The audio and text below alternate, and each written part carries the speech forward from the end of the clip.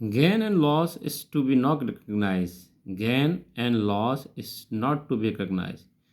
यानी जो आपको फ़ायदा हो रहा, लॉस हो रहा ऑन एक्सचेंज में, जब एसेट को आप डिस्पोज ऑफ कर रहे हैं, उसको कह रहे हैं गेन हो या फ़ायदा हो या नुकसान हो, आपने उसको रिकॉर्ड नहीं करना।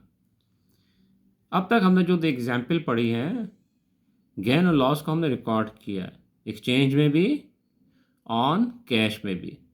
लेकिन अब वो सवाल में कह रहा है कि आपने गेन और लॉस को रिकॉर्ड नहीं करना ऑन एक्सचेंज में।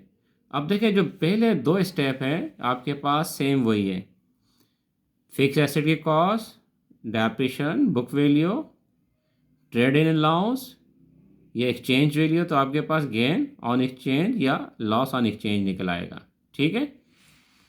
उसके बाद आपके पास आपने कॉस्ट ऑफ न्यू एसेट निकालना होगा। अगर आपके पास गेन हो रहा है तो आप क्या करेंगे, नए एसेट में इसकी कॉस्ट को लेस कर देंगे, तो आपके पास नई कॉस्ट निकल आएगी। ठीक है, एक एग्जाम्पल करेंगे तो आपको समझ में आ जाएगा। अगर आपके पास लॉस हो रहा है तो आप क्या करेंगे, न्यू एसेट की कॉस्ट में उसको ऐड कर देंगे। तो ये आपके पास इस पेपर के अंदर फ़र्क है। बाकी वो तमाम पैटर्न वही है, बुक वैल्यू निकालना, गेन और लॉस निकालना और कैश पेमेंट निकालना। यानी वो तीन तरीक़ेकार सेम ही है, बुक वैल्यू, गेन और कैश पेमेंट। अब ये यहाँ पे सिर्फ जो फ़र्क आ रहा है वो ये आ रहा है कि जो गेन और लॉस हो रहा है आपने उसको रिकॉर्ड नहीं करना। अगर गेन हो रहा है तो आप क्या करेंगे, नए एसेट की कॉस्ट में से लेस कर देंगे, और अगर आपको लॉस हो रहा है तो नई एसेट की कॉस्ट में ऐड कर देंगे। ठीक है, ये फॉर्मेट आपके पास है, ये रहा गेन और लॉस का। अब हम एग्जाम्पल लेके चलते हैं। वही हमारे पास कॉस्ट थी फिक्स एसेट की, किसकी, ओल्ड की। ओल्ड फिक्स एसेट की कॉस्ट स्टेप वन हमारे पास है। कॉस्ट कितनी थी हमारे पास, 1,00,000 रुपये। अलाउंस फॉर डेप्रिसिएशन से लेस कर देंगे 70,000, तो हमारे पास बुक वैल्यू निकल आएगी 30,000। ये एग्जाम्पल हमारे पास गेन ऑन एक्सचेंज की है। तो इसको हमने कितने में सेल किया था, 40,000 में, 40,000 में। तो हमारे पास गेन ऑन एक्सचेंज कितना आ गया हमारे पास, 10,000। ठीक है, कितना आ गया हमारे पास, गेन ऑन एक्सचेंज 10,000 आ गया। ये देखिए, अभी हमने यहाँ पे किया था, machine sold for, book value 30,000 की थी, 40,000 में बेच दिया था। ठीक है, ये सोल्ड फॉर कैश का था। इसी तरह हमने किया था, एक और सवाल भी यहाँ पे, ये देखें, ट्रेड इन लॉस 30,000 की थी, trade in loss exchange value कितनी थी, 40,000, गेन हमें कितना हो रहा था, 10,000, 10,000 हमारा गेन हो रहा था एक्सचेंज में। एक्सचेंज में हमने ये एंट्री पास की थी, अगर याद हो, गेन ऑन एक्सचेंज हमने क्रेडिट किया हुआ था 10,000। ठीक है, इसमें रिकग्नाइज था, इसमें रिकॉर्ड करना था। अब ये कह रहे हैं जो गेन आपने किया था 10,000 जो आपको हो रहा है उसको आपने रिकॉर्ड नहीं करना।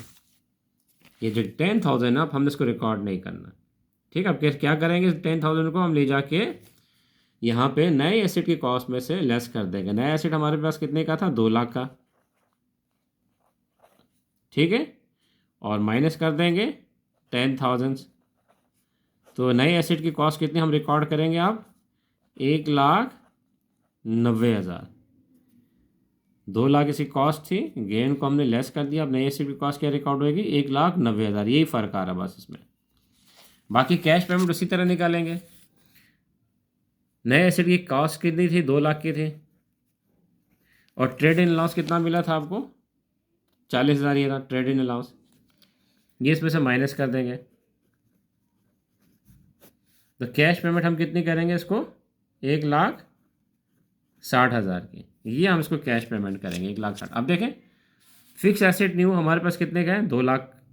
2,00,000 का था, लेकिन कह रहा था गेन को आपने रिकॉर्ड नहीं करना, तो गेन को हमने इसमें से माइनस कर दिया, तो कितना है हमारे पास, 1,90,000। हम इस 1,90,000 को रिकॉर्ड करेंगे। ठीक है, नए एसेट की कॉस्ट कितनी आ रही है हमारे पास, 1,90,000।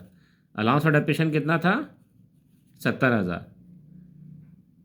ये एंट्री फिक्स है, जब गेन हो रहा हो या लॉस हो रहा हो तो एंट्री आप यही फिक्स करेंगे। गेन हमारे पास कितना है, 10,000 था, तो उसको हमने नए एसेट की कॉस्ट में से माइनस करके नए एसेट की कॉस्ट कितनी लिखी, 1,90,000। अलाउंस ऑफ डेप्रिसिएशन हमारे पास कितना आ गया, 70,000। फिक्स एसेट ओल्ड हमारे पास कितने की थी, 1,00,000 की।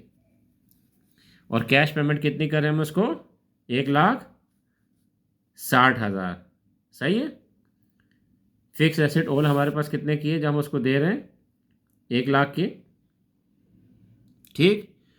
और हमारे पास कैश पेमेंट कितनी हो रही है हमारे पास से उसको, 1,60,000। देखिए 1,60,000 आपको नज़र आया, ये 1,60,000।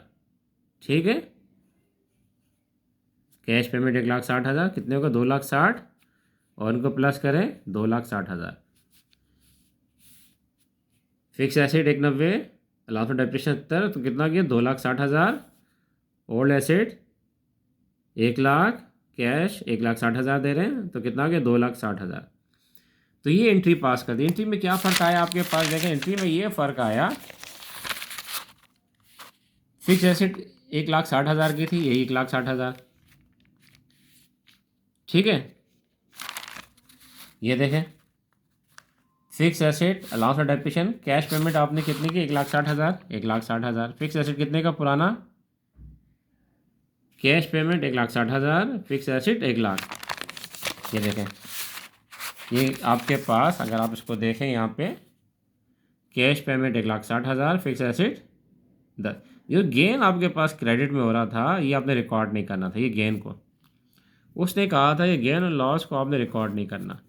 इस गेन 10,000 को जो क्रेडिट में था, हमने क्या किया, 2,00,000 में से माइनस कर दिया। तो हमने कितना लिया, नई कॉस्ट 1,90,000। ठीक है, कितना ले लिया, 1,90,000। सिर्फ ये फ़र्क है। जब गेन हो रहा है तो आप क्या करेंगे, नए एसेट की कॉस्ट को कम कर देंगे 10,000 से। ठीक है। अब एक और एग्जाम्पल आपके पास है, ये लॉस वाली है, वही एग्जाम्पल हम लेके चलते हैं। फिक्स एसेट कॉस्ट हमारे पास किसकी, ओल्ड की। स्टेप 1 कितनी हमारे पास फिक्स एसेट कॉस्ट ओल्ड की, 1,00,000। अलाउंस ऑफ डेप्रिसिएशन कितना है हमारे पास, 70,000। माइनस के तो बुक वैल्यू कितनी आ गई, 30,000। और ट्रेड इन अलाउंस मिसाल के तौर पे वही 10,000 हम ले लेते हैं, तो लॉस हमारे पास कितना हो रहा होगा, 20,000। ये हमारे पास क्या आ गया, लॉस की एग्जाम्पल आ गई। ये किसकी एग्जाम्पल आ गई, हमारे पास लॉस वाली। ठीक है।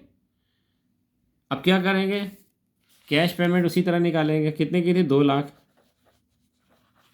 ट्रेड इन लॉस कितना हमारे पास मिला, 10,000। माइनस के तो कैश पेमेंट कितनी करेंगे, 1,90,000। कैश पेमेंट कितनी होगी, 1,90,000। ठीक। अब देखें नए एसेट की कॉस्ट हम क्या रिकॉर्ड करेंगे, 2,00,000 थी। ठीक।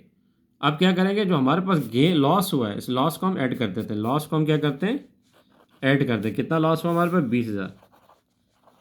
तो अब नए एसेट की कॉस्ट हमारे पास कितनी आ जाएगी, 2,20,000। सिर्फ यही फ़र्क है, लॉस हो रहा है ऐड कर देंगे, गेन हो रहा है लेस कर देंगे नए एसेट की कॉस्ट में। बाकी सारा डेटा वही है। ये देखें, अलाउंस ऑफ डेप्रिसिएशन 70,000 था, 70,000 हमने ले लिया।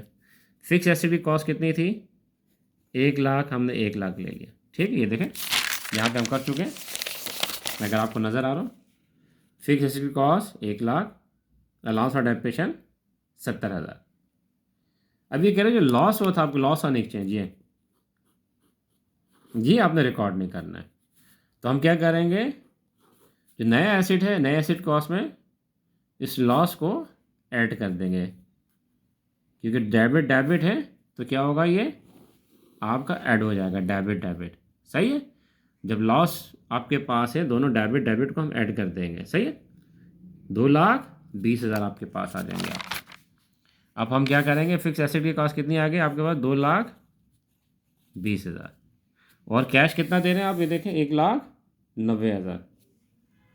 1,90,000 आप कैश दे रहे हैं। कितने हो गए, 2,20,000, 70, 290 और 290। ये एग्जाम्पल हमारे पास किसके आ गए, ये लॉस की एंट्री आ गई। ठीक है ना। इक्वल में कोई मसला नहीं है, ना गेन और लॉस, तो इक्वल में वही हो जाएगा। अगर इक्वल है तो आपके पास कोई मसला नहीं है। यानी आपके पास 30,000 का है तो आपने 30,000 में बेच दिया, बुक वैल्यू 30,000 थी, 30,000 में बेच दिया, तो गेन और लॉस आपके पास निकला ही नहीं। तो कोई ऐड एंड लेस नहीं करना, तो क्या होगा इसमें, सीधा सीधा वही हो जाएगा। न्यू फिक्स एसेट कितने का आपके पास है, 2 लाख का, 2 लाख ही ले लेंगे आप। अलाउंस फॉर डेप्रिसिएशंस आपके पास कितना था, 70,000, आप 70,000 ले लेंगे डायरेक्ट। और ओल्ड एसेट आपके पास कितने का था, ओल्ड एसेट कॉस्ट कितनी थी आपके पास, 1 लाख की, 1 लाख ले लेंगे। ठीक है। और कैश पेमेंट आप कितने कर रहे होंगे, इसको कितने कर रहे होंगे, 30,000 ट्रेड एंड लॉस तो कितना, 1,70,000 आप उसको पेमेंट कर रहे होंगे। ठीक है ना। क्यों, एग्रीड वैल्यू कितनी लगी ट्रेड एंड लॉस, 30,000। 2 लाख का एसेट था, 30,000 आपने माइनस किए, ये देखें 2 लाख का एसेट है, ट्रेड एंड लॉस 30,000 माइनस करेंगे तो कितना आएगा आपके पास, 1,70,000। 2 लाख का एसेट है, 30,000 एग्रीड वैल्यू है, तो कितना आ गया आपके पास, 1,70 आ रहा होगा, 1,70 आ गया। ये इक्वल की आ गई। ठीक है। तो ये आपके पास एग्जाम्पल आ गई किसकी, इक्वल की।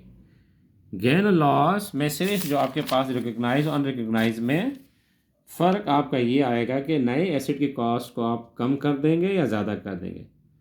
गेन हो रहा है तो नए एसेट की कॉस्ट आपकी कम हो जाएगी, लॉस हो रहा तो आपके नए एसेट की कॉस्ट क्या होगी, ज़्यादा हो जाएगी। ठीक है। अब मिसाल के तौर पर कॉस्ट कितनी है आपकी, जो ख़रीद रहे हैं 2 लाख की है, और जो लॉस हो रहा है आपके पास फॉर एग्जांपल 20,000 का लॉस हो रहा है, तो नए एसेट की कॉस्ट कितनी आएगी, 2,20,000।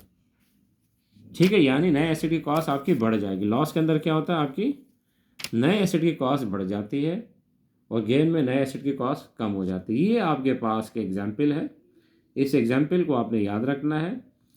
सिर्फ ये एक स्टेप का फ़र्क है इसमें, गेन को आप लेस कर दें और लॉस को आप ऐड कर दें, किसमें, कॉस्ट के अंदर। तो ये आपके पास आपका gain loss to be not recognise आपके पास सॉल्व हो गया।